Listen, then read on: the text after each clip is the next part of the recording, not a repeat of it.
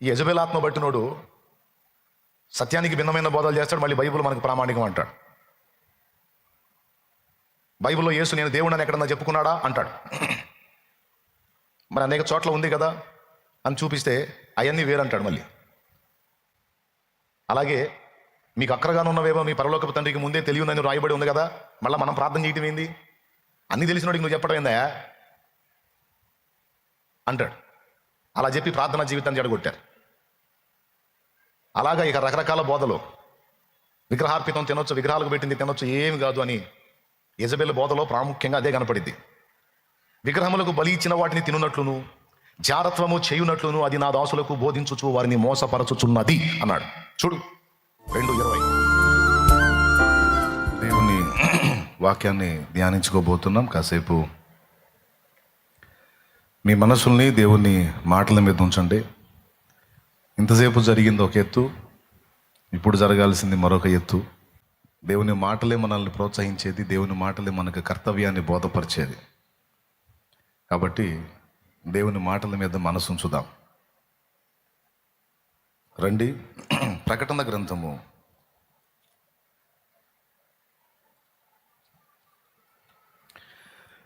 3వ అధ్యాయము. ప్రకటన గ్రంథము 3వ అధ్యాయము.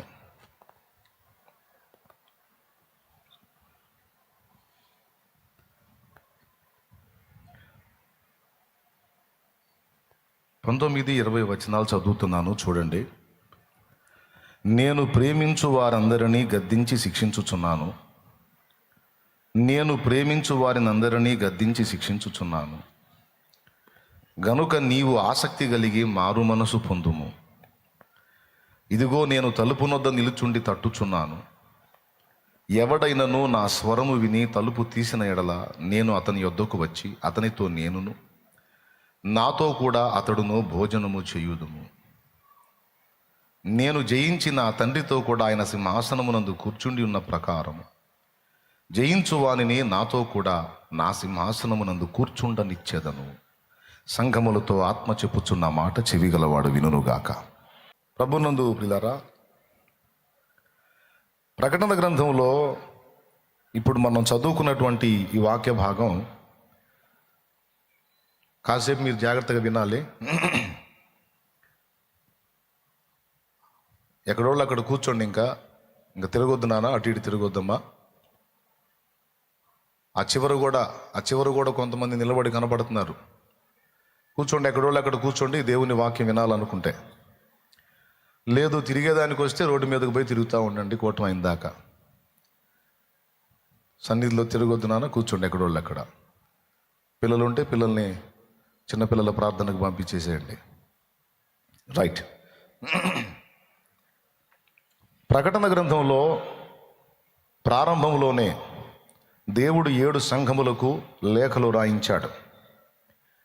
7 సంఘాల్లో మొదటిది ఎఫెస్సులోనున్న సంఘపు దూత అన్నాడు, ఎఫెస్సు సంఘము.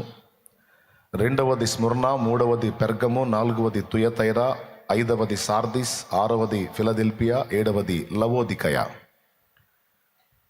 ఈ 7 సంఘాలకు దేవుడు యోహాను చేత లేఖలు రాయించాడు. ఈ 7 సంఘాలకు దేవుడు రాయించినటువంటి లేఖలు ఖచ్చితంగా మనం అందరం చదువుకోవాలి. ఎందుకంటే ఒక్కొక్కరు ఒక్కొక్క విషయంలో బలహీనపడి ఉంటారు, ఒక్కొక్కరు ఒక్కొక్క విషయంలో డ్యామేజ్ అయి ఉంటారు. సంఘ నాయకులు ఉంటారు, విశ్వాసులు కూడా ఉంటారు.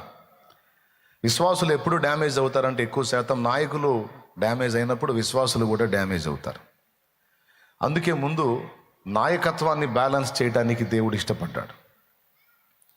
యథా రాజా తథా ప్రజ అంటారు కదా. అలాగే ఒక సంఘానికి ఒక కాపరిని దేవుడు నియమించినప్పుడు ఆ కాపరి యొక్క నడిపింపును బట్టే విశ్వాసులు ఉంటారు. గనక ముందు సరిచేయబడవలసింది కాపరి, నాయకుడు. వానిని బట్టి ఇక మంద కూడా బ్యాలెన్స్ అవుతుంది. అందుకని నాయకులకు లేఖలు పంపించాడు. అక్కడ దూతకు రాయుము అంటాడు. కొన్ని సంఘాల్లో నాయకుడు ఎలాగో విశ్వాసులు అలాగే ఉన్నా, కొన్ని సంఘాల్లో నాయకుడు ఒకవేళ బ్యాలెన్స్ తప్పినా విశ్వాసులు బ్యాలెన్స్గానే ఉంటారు. ఆ సన్నివేశం సార్థీస్లోనున్న సంఘములో జరిగింది. జీవించుచున్నావన్న పేరు మాత్రం ఉన్నది కానీ నీవు మృతుడవే అని సార్థీస్లోనున్న సంఘపు దూతకు దేవుడు మాట్లాడాడు. కానీ అయితే తమ వస్త్రములను అపవిత్ర పరచు కొనని వారు కొందరు నీలో ఉన్నారు అన్నాడు. అంటే నువ్వు తేడా పడ్డావు, కానీ నీ దగ్గర నిన్ను వెంబడించే వాళ్ళలో కొంతమంది పర్ఫెక్ట్గా ఉన్నారు బాబు, వాళ్ళని నేను దృష్టిస్తున్నాను అన్నాడు. కొన్ని సందర్భాల్లో నాయకుడిని బట్టి నాయకుడు ఎలాగుంటే మంద కూడా అలా తయారైద్ది.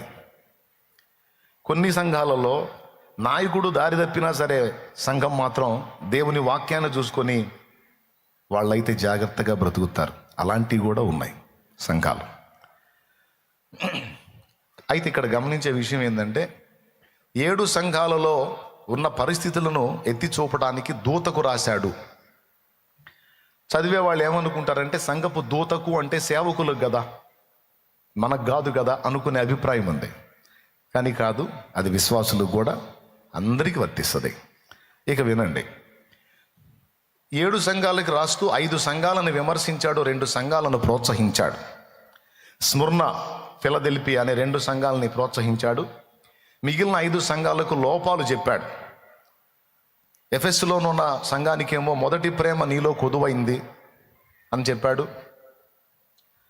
పెర్గములోనున్న సంఘానికేమో మరికొన్ని దిద్దుబాట్లు చెప్పాడు. ఏం చెప్పాడు?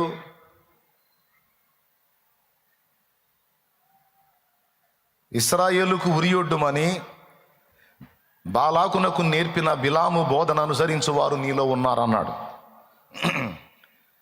తప్పుడు నడిపింపులో ఉన్నారు బాబు, చూడమన్నాడు. తప్పుడు సిద్ధాంతంలో ఉన్నారు, తప్పుడు బోధలో ఉన్నారు, తప్పుడు నడిపింపులో ఉన్నారు, చూసుకోమన్నాడు.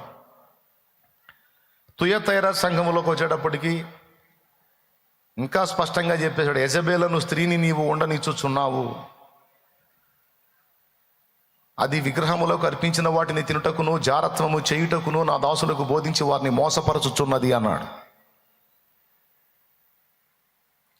అక్కడ యెజబెలు అంటే దుర్బోధ,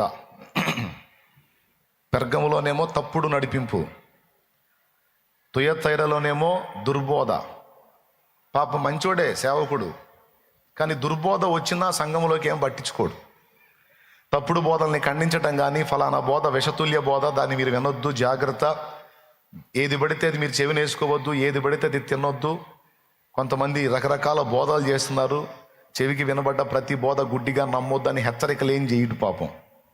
ఎందుకులే, ఎవరినైనా బాధ పెట్టకూడదు, అందరూ సేవకులే, అందరూ దేవుని పని వారే, మనం ఎవరిని పాయింట్అవుట్ చేయకూడదు అని పాపం పెద్ద మనసుతో యెజబెలును ఉండనిస్తాడు.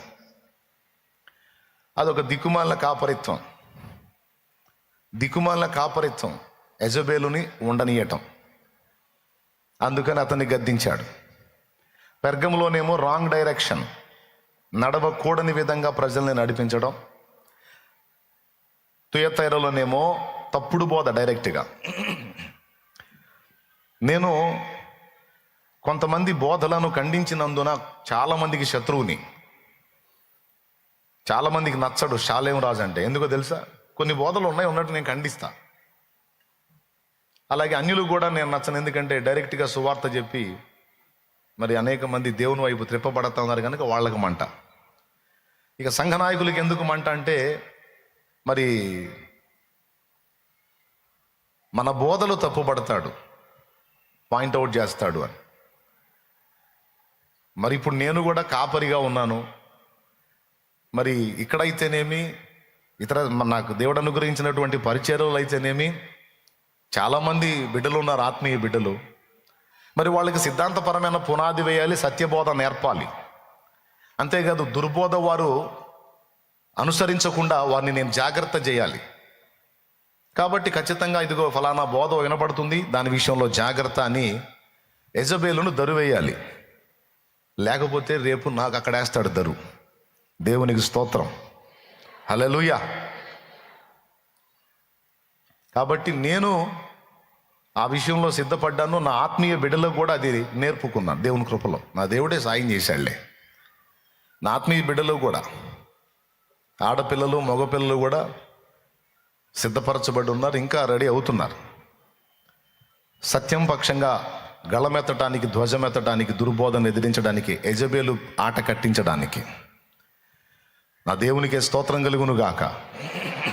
యెజబేలు అంటే దుర్బోధ, గుర్తుపెట్టుకోండి. అదొక ఆత్మ. ఈ యెజబేలు ఆత్మ బట్టినోడు సత్యానికి భిన్నమైన బోధలు చేస్తాడు, మళ్ళీ బైబిల్ మనకు ప్రామాణికం అంటాడు. బైబిల్లో యేసు నేను దేవుడని ఎక్కడన్నా చెప్పుకున్నాడా అంటాడు. మరి అనేక చోట్ల ఉంది కదా అని చూపిస్తే అవన్నీ వేరంటాడు మళ్ళీ. అలాగే మీకు అక్కరగానున్నవేవో మీ పరలోకపు తండ్రికి ముందే తెలియనని రాయబడి ఉంది కదా, మళ్ళీ మనం ప్రార్థన చేయటం ఏంది? అన్నీ తెలిసినోడికి నువ్వు చెప్పటం ఏందా అంటాడు. అలా చెప్పి ప్రార్థనా జీవితాన్ని జడగొట్టారు.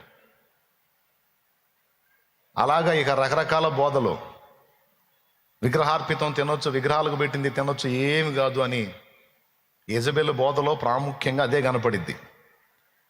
విగ్రహములకు బలి ఇచ్చిన వాటిని తినున్నట్లును, జారత్వము చేయునట్లును అది నా దాసులకు బోధించుచు వారిని మోసపరచుచున్నది అన్నాడు. చూడు 2:20. అయినను నీ మీద తప్పు ఒకటి నేను మోపవలసి ఉన్నది. ఏమనగా తాను ప్రవక్తనని చెప్పుకొనుచున్న యెజబేలను స్త్రీని నీవు వండనిచ్చుచున్నావు. జారత్వము చేయుటకును విగ్రహములకు బలి ఇచ్చిన వాటిని తినుటకును అది నా దాసులకు బోధించుచు వారిని మోసపరచుచున్నది. వారిని మోసపరచుచున్నది అంటే విగ్రహములకు బలి ఇచ్చిన వాటిని తినొచ్చు అని చెప్పే బోధ, ఈ శరీరంతో మనం ఏం చేసుకున్నా ప్రాబ్లం లేదు అని చెప్పే బోధ మోసకరమైన బోధ, మోసగించుచున్నది అన్నాడు. యెజబేలు బోధ. మళ్ళీ ఏమేం చెప్పుకుంటుందంట? నేను పెద్ద మనిషినని చెప్తుందంట, ప్రవక్తిని. తాను ప్రవక్తినని చెప్పుకొనుచున్న యెజబేలను స్త్రీని నీవు ఉండనిచ్చుచున్నావు అన్నాడు. అంటే తప్పుడు బోధకు అవకాశాలు ఇస్తారు కొంతమంది కాపరులు.